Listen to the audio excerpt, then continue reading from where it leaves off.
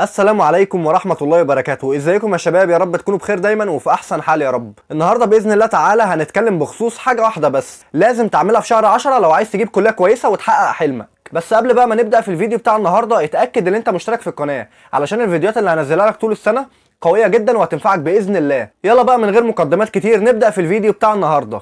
بص، الحاجة الوحيدة اللي انت لازم تعملها في شهر 10 وتركز عليها جامد قوي قوي قوي هي لم التراكمات. اللي انت تقعد تلم التراكمات بتاعتك. كل المذاكره اللي انت المفروض تذاكرها في شهر 8 وشهر 9 اللي انت ما ذاكرتهاش في وقتها هي دي معناها التراكمات. والتراكمات اللي اتحطوا على دماغك الشهرين اللي فاتوا لازم تتخلص منهم الشهر ده. لازم تنهي كل حاجه الشهر ده، علشان لو الشهر ده خلص انت داخل على الشهر الرابع وبعد كده الخامس.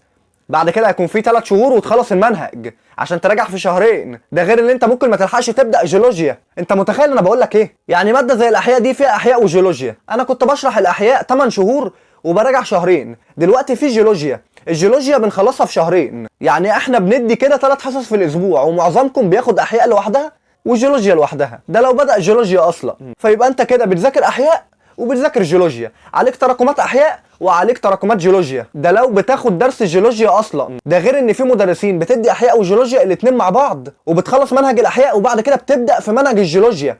ده انت يا ابني عبال ما تخلص الجيولوجيا اللي انت تبدا فيه متاخر هتصطبح بالامتحان في وشك، مش هتلحق تراجع احياء. فيا شباب بالله عليكم بالله عليكم، السنه دي غير اي سنه عدت. السنه دي غير اي سنه عدت، لان السنين اللي فاتوا كانت الاحياء لوحديها بامتحان لوحديها والجيولوجيا لوحديها بامتحان لوحديها. لكن دلوقتي الاحياء والجيولوجيا ماده واحده. الاحياء وعلوم الارض الاتنين عليهم 60 درجه، الاتنين هتلاقيهم في ورقه واحده. فلازم تنجز بسرعه، لازم تشهل، لازم تخف حالك. انت عليك 5 مواد بس بينضافوا للمجموعه دلوقتي. انت لو ذاكرت كل يوم مادتين والله هتلحق، والله هتلحق تخلص كل اللي عليك وتراجع اكتر من مره وتحل الكتب كلها اشكال والوان. وخلي بالك انت حلمك لسه مستنيك، بس للاسف انت مش هينفع توصل له وانت شايل فوق ظهرك كل اللي مأخرك.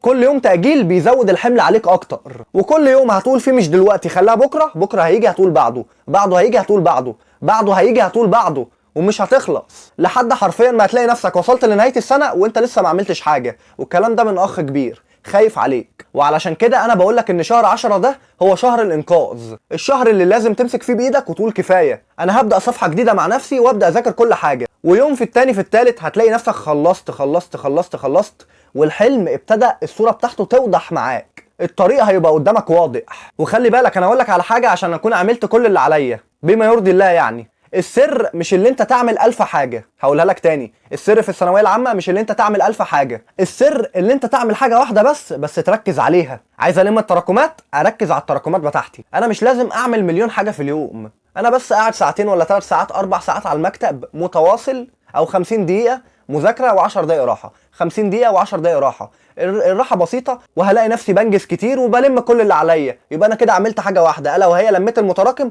ونجزت. بس ده المطلوب مني ولا اكثر ولا اقل. فاوعى تستنى واوعى تقول بكرة. اكتوبر لو ضاع خلاص. حلني بقى الشهر الجاي لو فقت يعني، او اللي بعديه او اللي بعديه. انت كده السنة خلصت منك يا ابني. لكن لو مسكت الفرصة بايدك من دلوقتي حالا هتلاقي نفسك نجزت حاجات ياما حاجات ياما. هتلاقي نفسك الشهر الجاي وانت بتقول الحمد لله يا رب اللي انا شفت الفيديو ده. الحمد لله ذاكرت وحليت، لميت كل المتراكم اللي عليا وحليت اكتر من كتاب وظبطت كل حاجه. وقبل ما اقفل الفيديو ده افتكر بقول لك عليها تاني وتالت ومليون اهو.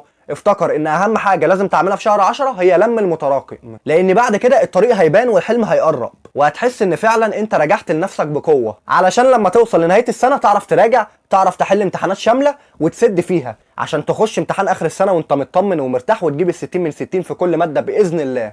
وبكده بقى نكون وصلنا لنهايه الفيديو بتاع النهارده. واتمنى بجد ان انت تكون قدرت تستفاد من الفيديو ده ولو حتى بنسبه 1%. والله انا هكون راضي ومبسوط. وباكد عليك تاني اشترك في القناه علشان توصلك كل الفيديوز الجايه. بحبكم في الله، والسلام عليكم ورحمه الله وبركاته.